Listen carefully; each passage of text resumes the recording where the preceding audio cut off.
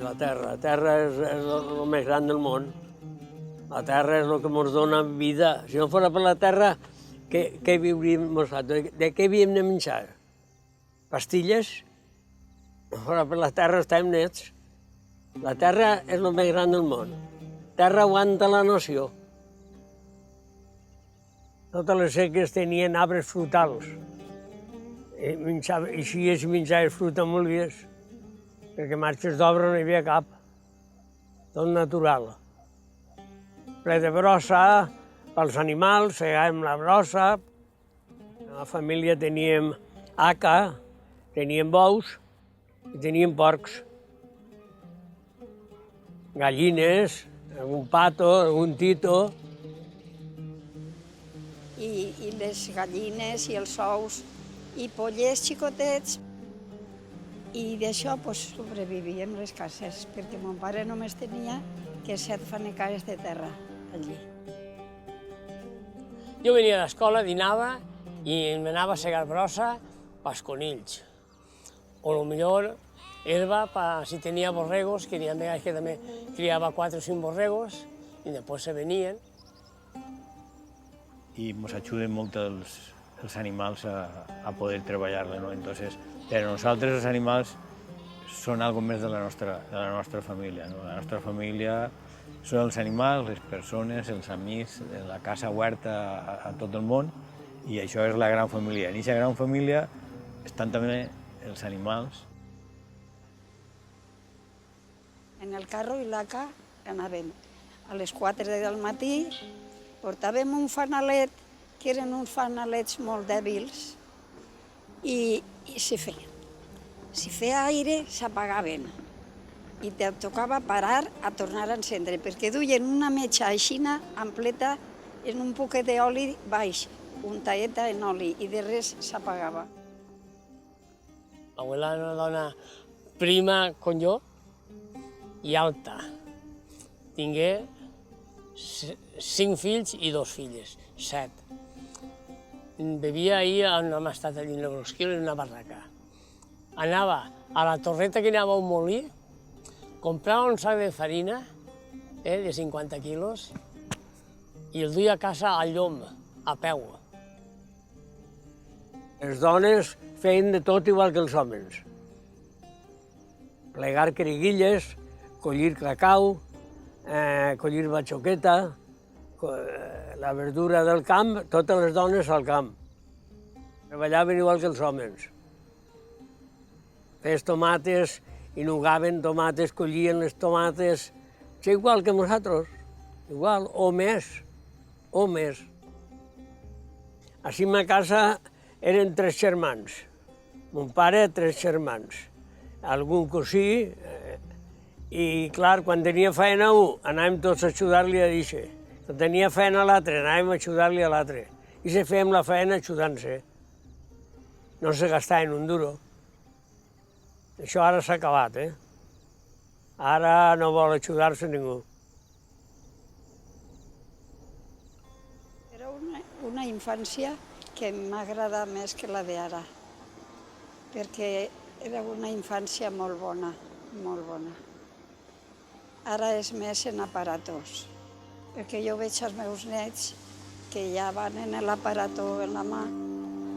Els lleva vida, jo crec que els lleva vida a aquestes persones, perquè nosaltres l'hem viscuda molt natural, una vida natural, que veiem les coses totes naturals, i més vivint en l'horta, perquè des de la capital no sé quina vida tenien, però en l'horta teníem una vida molt bona, els xiquets, molt bona. Home, això canvia molt, però sí que es disfruten així 40 vegades doble doble que allí. Perquè allí, mira, o mòbil o tele, d'ahir no es belluguen. I quan venen així no tenen ni fam tenen, ni se'n recorden de pixar ni de res, només que de xuar, ja amunt, ja amunt. I allí, en casa, en el piso, pues, ai, quina hora és, ai, que tinc que menjar, ai, que tinc que, no sé. La vida és diferent completament. I una vegada toquen lo de l'horta és el que més és sagrat. Els xiquets viuen rodejats de cotxes, rodejats d'asfalt, rodejats de finques molt grans, de soroll continu, tenen que fer una quantitat d'activitats enormes, que tenen que anar a anglès, a francès, a ballet, al gimnasi, no sé sap quantíssimes coses, perquè clar, té que ser, el xiquet té que ser una eminència, i aquesta eminència, els pares moltes vegades no se pregunten, el meu fill és feliç? I aquesta és la pregunta, no? Fent totes aquestes coses, i aquest xiquet és feliç, viu a gust en la vida. Jo, sense tindre quasi ninguna cosa d'això, he sigut molt feliç. És la diferència que n'hi ha és entre viure un xiquet en una ciutat i viure en l'horta és abismal. A part de la seva mare física, la nostra mare també és la terra, és la natura. I aquest xiquet està en la natura, té més possibilitats de trobar la felicitat que la gent que viu en una ciutat. No dic que no la troben en la ciutat, però és més difícil. Perquè quan estàs en la terra, quan tu estàs present en la terra, quan un xiquet està present en la terra va d'ell, la natura va tu si tu estàs en la natura. No cal que la busques, si estàs present, la natura te va a buscar a tu.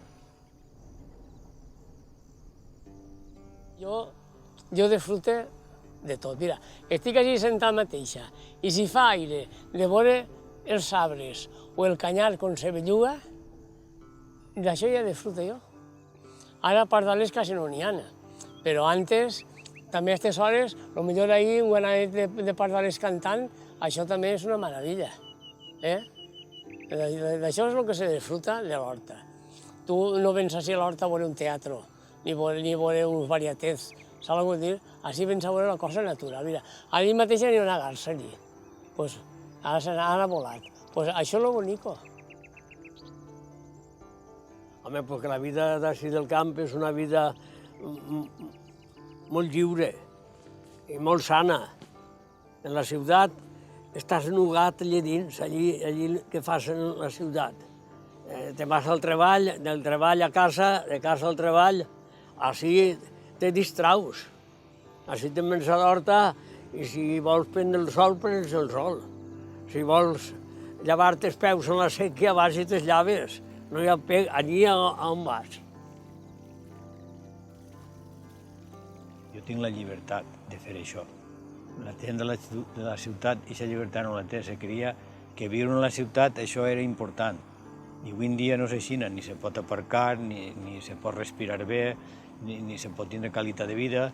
Això ho tenen quatre, que tenen molts diners, però el que és la gran massa, aquesta qualitat de vida no la té. Jo la tinc.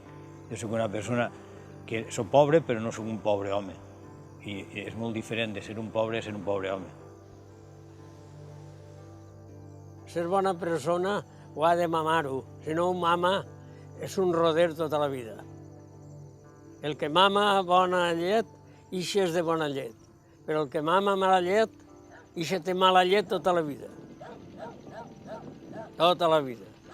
Els pares t'han ensenyat per bon camí i tu has agarrat el que has volgut. Si has volgut anar per aquest camí bo, bo. I si no has volgut anar per aquest camí, doncs t'has fet un roder. Però normalment, així en l'horta és bona gent tota. Tota bona gent. Un millor que altres, però bona gent. La terra no és de ningú. La terra és del que la treballa. El que passa que les persones som esclaus moltes vegades, però la terra és lliure. Per tant, és intocable, és algo que és de la pròpia natura, que no se va acabar mai, encara que la tapen, la terra va estar ahí.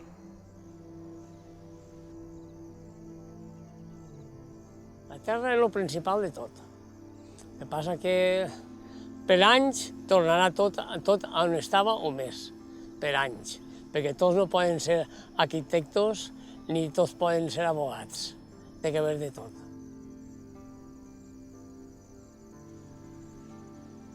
El més important que he après dels meus pares i de la meva família, del meu avi, és a estimar la terra. Això és el més gran que li pot passar a una persona, valorar-la i estimar-la i amar-la sobre totes les coses del món. No? Ma mare me deia que si la treballava bé, si la cuidava, ella cuidaria de mi. I és veritat.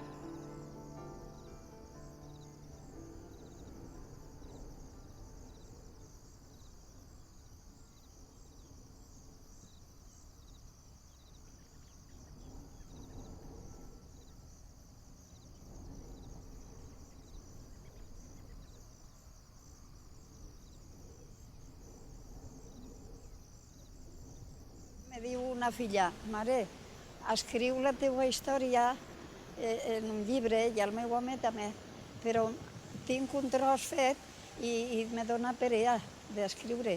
Però ara, quan vinga així bé el fred, que estàs més hores dins, sí que m'agarraré a escriure.